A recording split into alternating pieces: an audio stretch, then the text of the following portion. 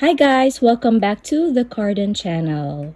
In this video, I'm going to share a little background of my education, work experience, and then I will talk about the program I'm studying here in Canada, specifically at NBCC Moncton, and how is life as an international student. The videos that are shown are my randomly captured videos in my day-to-day life. So let's go. Back in the Philippines, I finished Bachelor of Science in Physical Therapy. I am not a licensed physical therapy and I was not able to practice my profession aside from my internship experience. I worked as a customer service representative for 5 months and then worked as a front-end web developer for more than 7 years. You see, my education and work experiences are not aligned. Now, when Dan and I decided to come here in Canada, I am the student, he is the full-time worker. My first choice of program was administrative profession. This was the most related program to my work experience because as a front-end web developer, I also do administrative tasks. However, the program is already closed. So, I applied for business management because based on the program description, I can easily connect it to my work experience. But I got waitlisted, meaning I have to wait for someone else not to confirm their seat so that I take their slot, which I do not have time for. Together with business management, I also applied for client service and sales. This program is also related to my work experiences. Fortunately, I got accepted. But how did I end up with Human Service Practitioner program?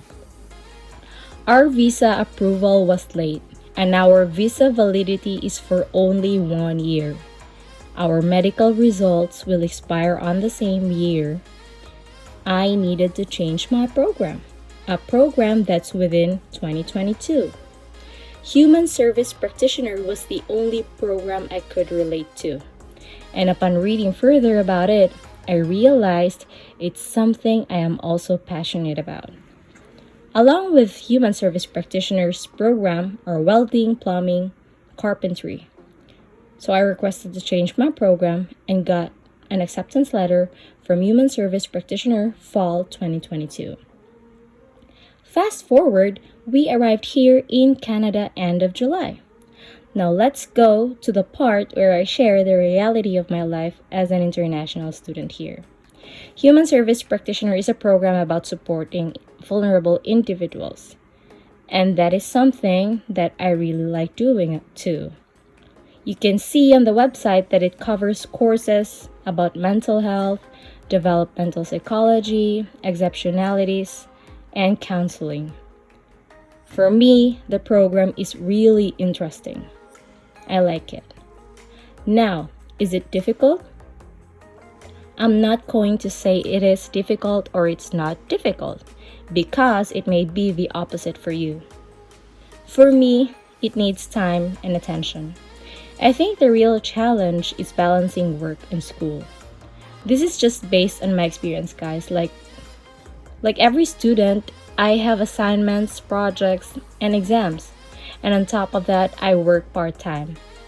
I know I've shared many times about a day in my life as an international student, but I am going to break it down.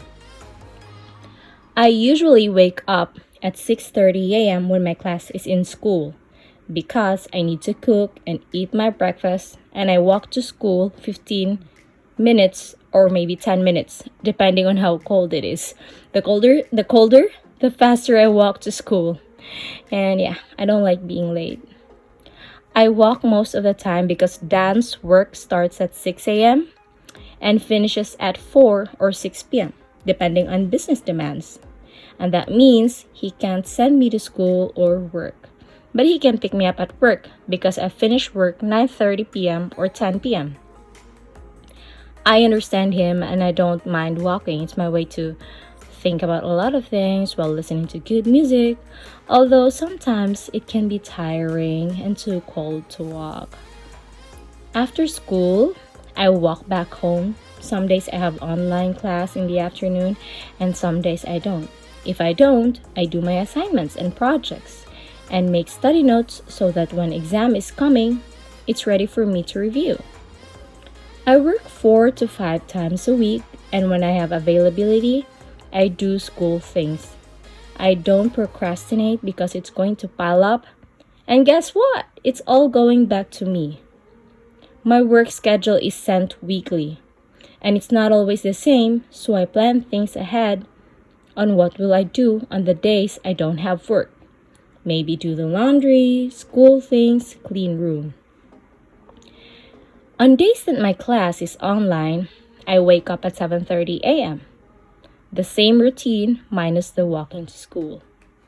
So if you're ever wondering, our class starts at 8:30 a.m. So that's why I wake up 6:30 or 7:30. And I wake up almost the same every day, the same time every day. 6:30 or 7:30 a.m. Sometimes 6 a.m. if I have an exam. And even on weekends where I start working at 11 a.m., I'd still wake up at 7:30 a.m. That's a routine I follow. Also, I try to sleep at least 7 to 8 hours every day. I need that sleep to be productive. Sometimes I just don't get 7 hours. And that's fine.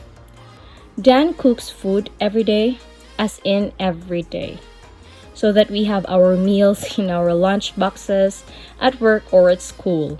We don't buy food outside a lot because aside from it's expensive, we love rice. I also have snack bars, sometimes chocolates, or any food that I can bring with me in school or at work. Sometimes I bring bread or tart. Dan and I have food in our bags all the time. We don't allow ourselves to starve. I mean, we both have hyperacidity, and therefore, food must be available at any time. I am a multitasker. When I get home from school, I load the laundry, I quickly clean our room, I listen to uploaded videos of our online class. So yep, I do that. Anything that can be done simultaneously, I try to do them. I maximize my time.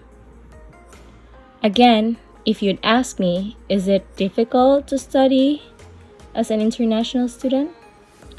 It's the balance that's challenging, and time management helps a lot. I personally like doing assignments and projects as soon as possible to get it off my plate. I don't like to cram. Also, I want a life apart from school or work. I need time to Netflix and chill. I need time to be a couch potato. I need to make and edit our YouTube videos. And I need to have time for Dan. We both have time for each other. We give time to do things that we like doing to keep us happy. I don't want us to be burnt out. So even if we are busy, we take time to talk to each other and appreciate the things around us, from the changing color of the leaves to how the snowflakes fall. And honestly, there are days that we want to stay in our room and do nothing. Days where I get tired of all the schoolwork. Days when we are both tired of work. Days when we don't want to go to the groceries. Days where Dan and I come home exhausted. Yes, those days do exist. But on days like that, we don't complain. We just thank God because whatever it is that we have right now, the good, the bad, and everything in between, those are part of the process. We appreciate life more than we complain about it. And I'm just sharing to you guys to set your expectations. It's not always beautiful, but it's up to you to see the beauty in it. And this is just me being myself. I guess that's it. Thank you so much for watching. Don't forget to like and subscribe. Also, please like and follow our Facebook page. Hey guys, this is my go-to winter jacket and it keeps me so warm. You can buy this at Amazon, links in the description box.